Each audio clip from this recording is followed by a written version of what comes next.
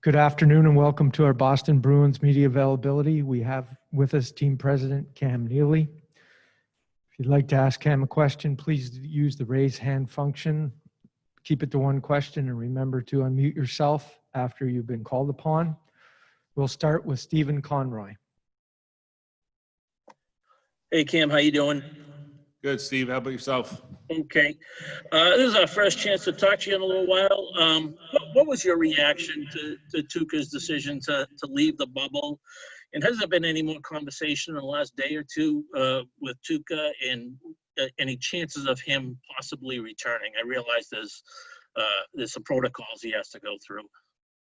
Yeah, I have not spoke to Tuukka the last few days. Obviously, as you know, as Don mentioned, he came and spoke to us the morning of Game 3, where he said that he had to go home to deal with a family emergency. So we respected that, and now it's about the guys that are here and the team that we have here. That's what we have to focus on. We'll go to Gary Santinello. Good afternoon, Cam. I'm sure after the round robin, you were expecting your leadership group, the guys who'd been around in 2011, to kind of help get the team back on track.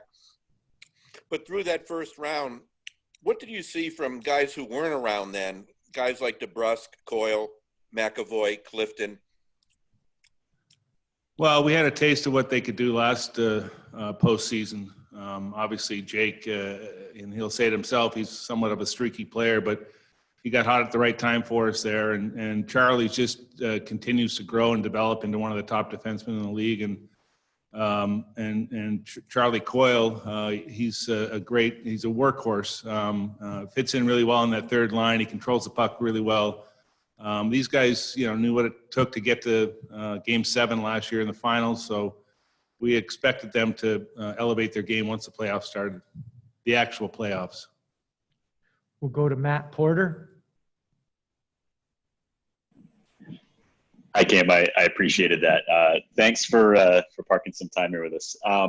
I'm curious, as you look at the big picture of this, this run, which is, I'm sure you guys hope has just started here. What are the moments that stick out to you just watching that series?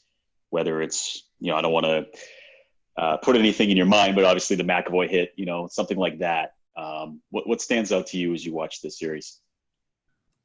Well, to me, when we inserted those three players, whether it was Clifton, he had actually a really good shift before the McAvoy hit. I thought, he had some body contact along the blue line. I think it sparked the guys a little bit. And then, of course, the McAvoy hit. That was like a hit in a truck, that's for sure. It's hard in the building when there isn't the energy from the fans. You got to create that energy on your own and on the bench. But when you get a hit like that, it certainly elevates the energy on the bench and the players on the ice. I mean, those guys really, stepped up for us when we needed them to. But as we've talked about a lot for years, the leadership group has a lot to do with it. We'll go to Kevin DuPont. Cam, I'm wondering if you could give me a perspective on Halak in a couple of categories. Personality, he strikes me as more intense than a lot of goalies I've seen, and also on technique. There are times it looks a little like Tim Thomas. I don't know if that's because of his size necessarily, but if you could speak to both personality and technique. Well, he's a competitor, both on and off the ice. I mean, he's well focused. I think it, obviously a little surprising to get the call when he did, but as a backup goaltender, you got to be prepared to come in at any time. And I thought he stepped in and did a good job for us. But he's very intense, but he's got a great sense of humor. And I don't necessarily compare him to Tim, but he battles out there. He wants to stop all the pucks like most goalies obviously do. We'll go to Mike Loftus. Go ahead, Mike. Unmute.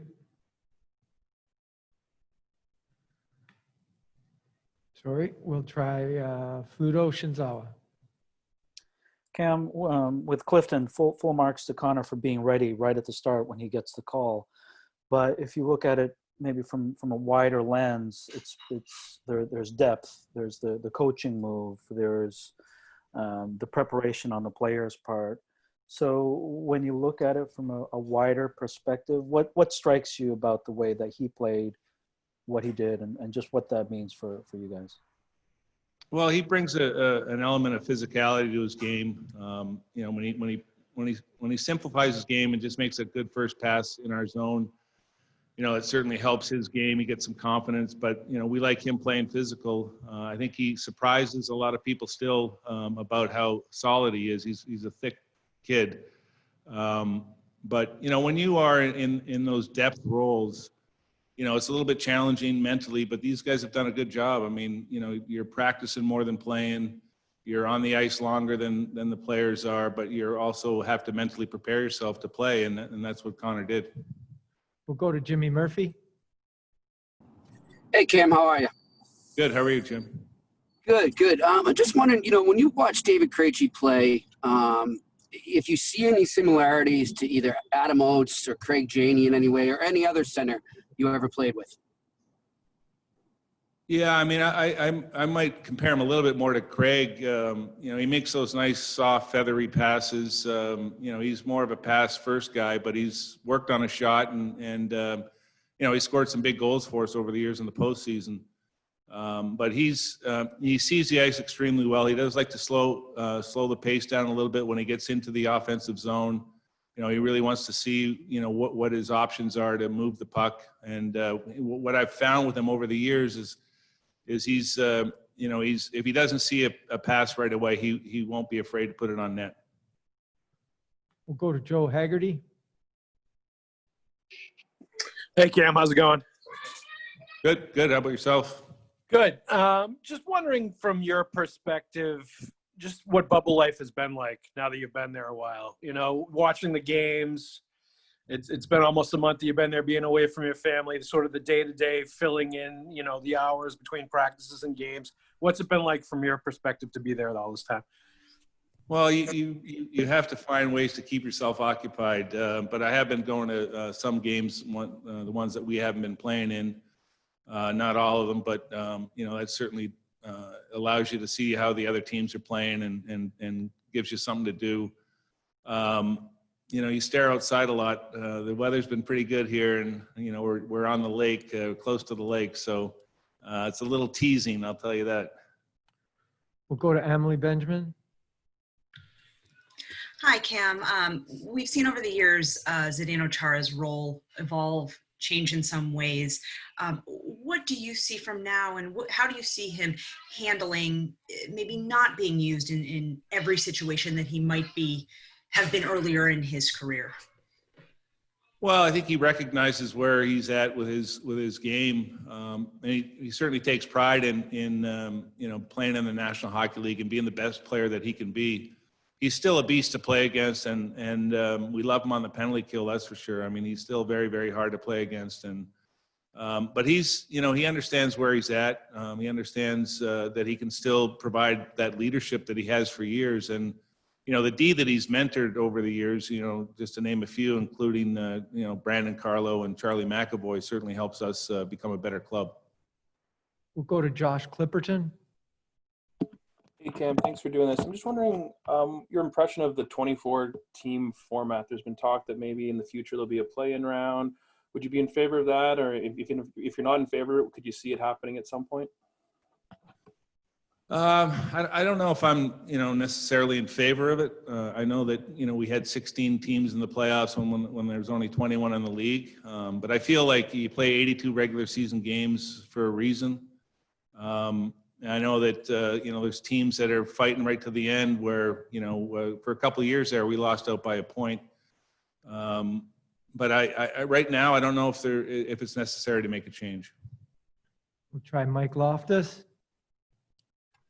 Hi, Cam. Mike. Again on the format, I remember when this format was announced, you were a little bummed that you guys had to kind of like re-win your first seed in that round robin thing. I don't remember, you know, how you felt about the reseeding, and now that you're kind of kicking around waiting to find out who you play. What are your thoughts on that? Well, it was a little upsetting. You know, you win the President's Trophy, but you're the 4th seed in the playoffs. So, I get the fact that, we needed to play some games while the other teams were in the qualifying round. It was a little disappointing, but, our guys needed a tune-up, and we are where we are, and we've moved on from that. Go to Stephen Conroy. Hey, Cam, you guys got Nick Ritchie for a reason. You wanted to bulk up a little bit. Did you just think that this was a bad matchup for him with Carolina? And do you see him contributing down the road here? Yeah, I think he'll certainly contribute for us, especially if we go deep into the playoffs. It was a little different series. That was a fast team that we played in Carolina, maybe not necessarily as physical. But I think we'll see, we'll see Nick down the road for sure. Go back to Kevin DuPont. Cam, when the return to play schedule came out, and it was scheduled that a new round would begin basically every other Tuesday. So I've been assuming that's the case for you guys. You won't play till Tuesday or Wednesday of next week. Bruce seemed to hedge on that because he wasn't quite sure last night if that's the case. I'm just wondering, are you able to share any more? Do you know any more to share? And Bruce also talked about there might be some, it sounded like field trips or something, maybe a golf trip or something that they could do. Yeah, there's some talk about that, Kevin. I have yet to hear if that's going to happen or not, but there's certainly some talk about that, especially the fact that if we are going to start that late, it's a long time to sit around, especially in the bubble here. So, my hopes are we start a little earlier because of that. But we'll see what happens. I've not heard from the league yet if and when we're going to start early, or if it's going to be Tuesday, Wednesday. I've yet to hear. I'm hoping to hear in the next day or so. If that's the case, I'm sure everybody will find out at the same time. But I know it'll be a little challenging, at least, when we're playing, every other day, and then we had, potentially a back-to-back. I think it makes it a little easier for the guys, living in this bubble. Go to Ian McLaren.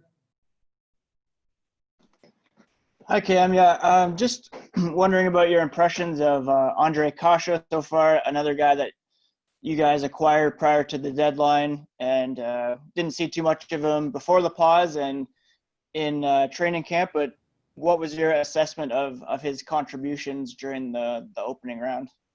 Well, I think he was a huge addition, in that Carolina series. Him and Kretsch found some chemistry with Jake there. Obviously missed camp. That was a little unfortunate. He got hurt, when he got here, and then the pause happened. So we didn't really get a chance to see him too much, but, we certainly watched him enough before we acquired him, and we kind of knew what we were going to get. And I just like the chemistry that he's got with that line with Krejci and DeBrusk. Go to Jimmy Murphy. Hey, Cam, I'm just wondering, just your impression on how, we know that you guys have a great leadership core, and that's a great luxury for Bruce to have, but just, how maybe they worked together and guided the team through, the setback with Tuukka going home, and that's suddenly happening right before a game. Just your take on how they responded to that as a whole. Well, we've never really made things easy around here. So it's really, like I said earlier, it's, the guys are focused on who's here and what we have to do to play well to give ourselves a chance to win. It's really about the group here. And, our players really focus on that. They talk a lot about it. They're really a close group to begin with. Both young and older players really get along well, have a lot of fun together. They're tight both on and off the ice, which I think helps make a successful club. Go to Matt Porter. Cam, I'm wondering from a business perspective, what's on your plate right now, and kind of tying up what we talked about the last time we saw you. Is there anything different now about the potential of fans, no fans, that kind of stuff for a next season? I haven't heard anything, up to this point. We're just going to try and get through this year. And then, once we get through this season, I think we'll have a better understanding of when we can start next season and, if we can get fans in the building. Obviously that would be the ultimate goal, is to start the year with fans. But we're preparing for anything right now. Our last question for Cam will be from Mike Loftus. Cam, I just want to go back to the other one because I probably didn't make it clear. So now that you do you are in a reseeding thing as opposed to the bracket. Do you like that? I mean, would you want to do that in the future, or do you like it right now? Or? I do like it. I'd like to see it in the future as well. I think it's more fair, if you will. I've suggested that in the past, and I'll continue to suggest that. Thank you very much, Cam, for your time today. That'll conclude our Bruins media availability. Thanks for joining us, and have a great day. Thank you, everyone.